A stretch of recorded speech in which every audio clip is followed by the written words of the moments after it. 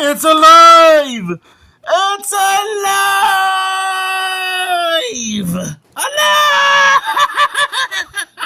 Alive!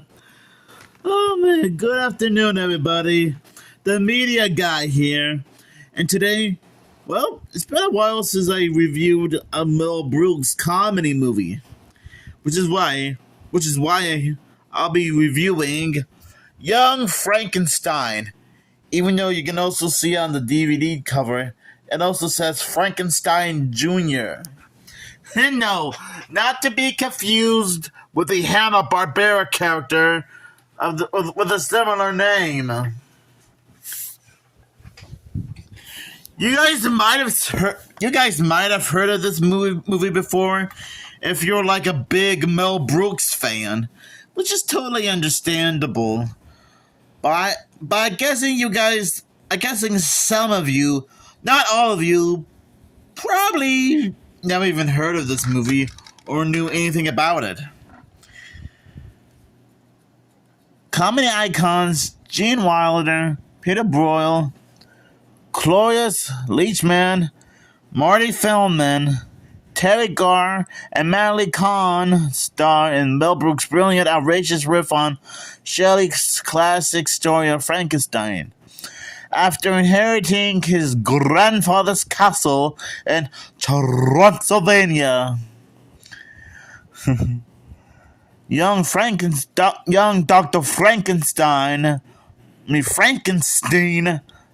follows his ancestors' freaky footsteps as he sets out to reanimate a dead body in Brooks' funniest, most cohesive comedy to date.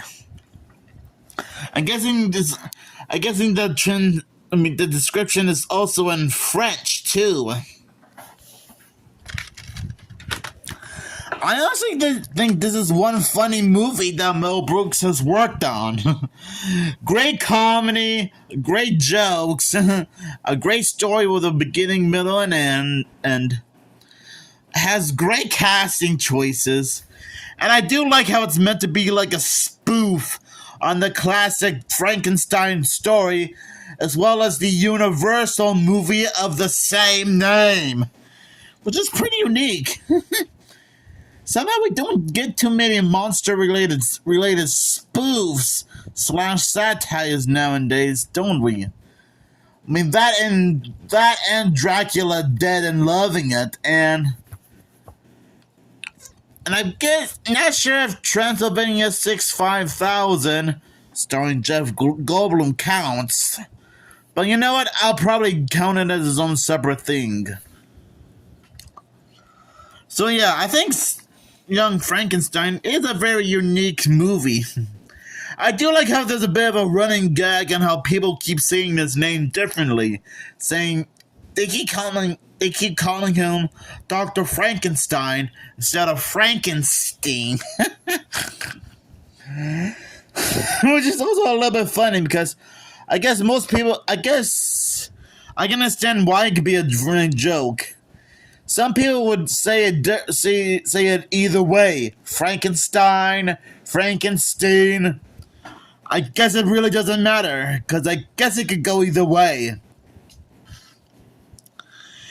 And I also like how the entire movie is shot in black and white, which is pretty interesting considering how this is meant to be like a horror movie spoof on the original Frankenstein movie / story. So I guess they wanted to pay good respect to the classic early 1930s Universal movie of the same name.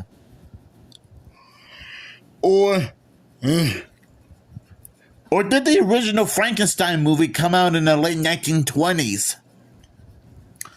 I don't know. I haven't really caught up with every Universal monster movie ever made. So you guys might want to tell me in the comments below if the original Frankenstein movie came out in the late 20s or late 30s.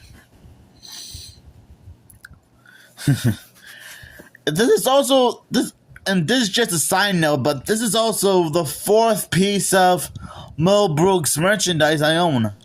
Actually, this is the fourth movie I've owned. The first being Spaceballs, Vault with Robin Hood Men in Tights, and Dracula Dead and Loving It. So now I got two Mel Brooks movies on VHS and two more on DVD. So I'm guessing that means I have four Mel Brooks comedy movies in a row. Which also means I have the smallest Mel Brooks movie collection ever.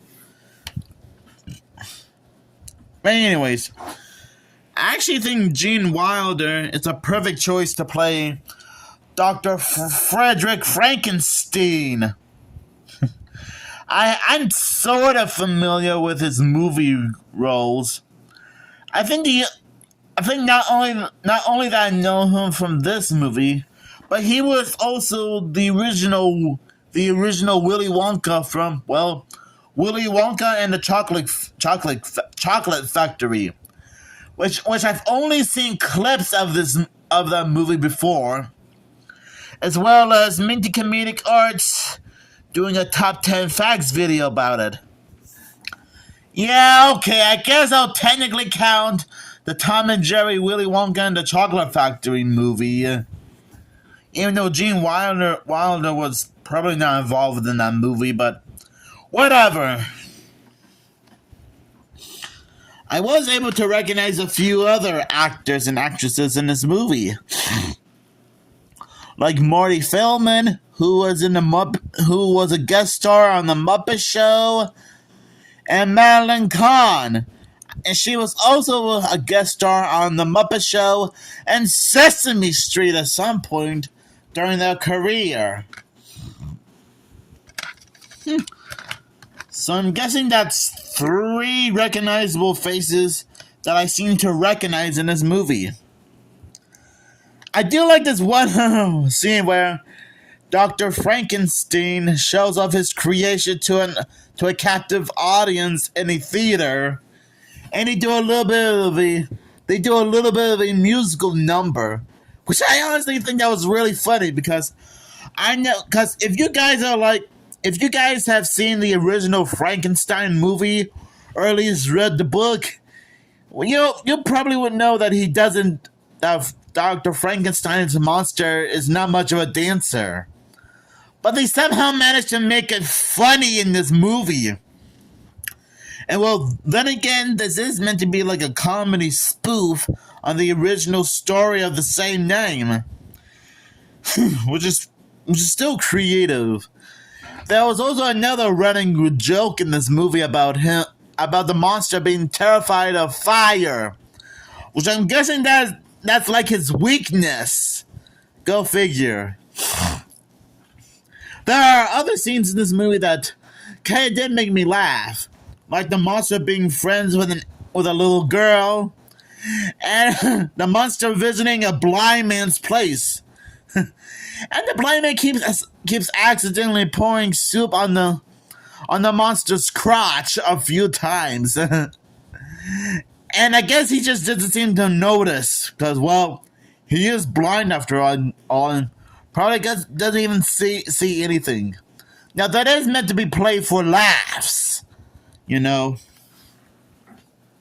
And I don't think this movie was trying to be offensive to most people who are blind, because this was back when certain jokes were probably meant to be funny. Kind of like how dressing in drag back in the good old days was meant to be funny, but now in modern days, not anymore. I'm getting off topic here. I honestly think Young Frankenstein is a pretty hilarious movie if you're a Mel Brooks fan.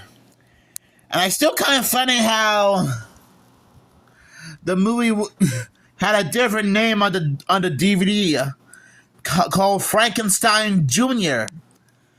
I still don't know if that's meant to be like a reference to the Hanna-Barbera character of the same name or not.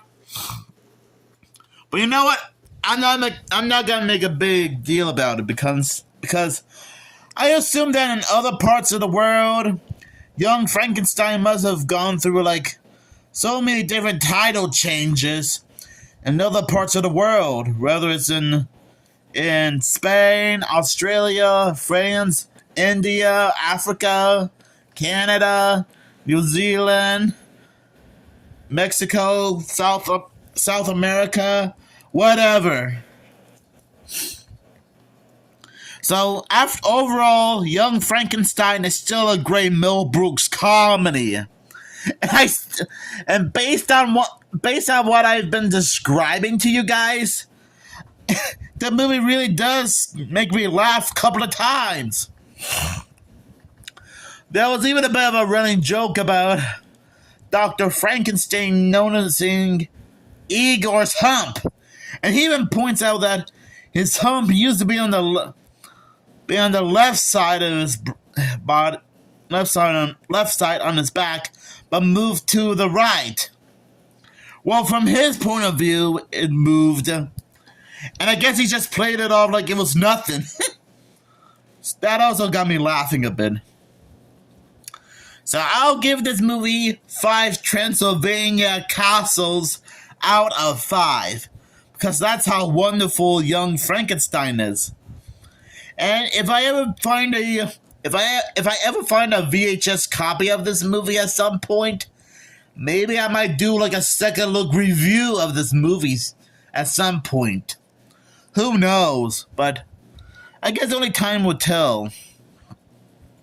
Now, do you guys have any fond memories of this movie? Just let me know down in the comments below. And trust me, this is still one of the funniest and wackiest movies I've ever seen. Well, then again, this is coming from a guy named Mel Brooks, who's known to make satires and spoofs. So yeah, it shows how funny this. It shows how hilarious this movie can be, if you know what I mean.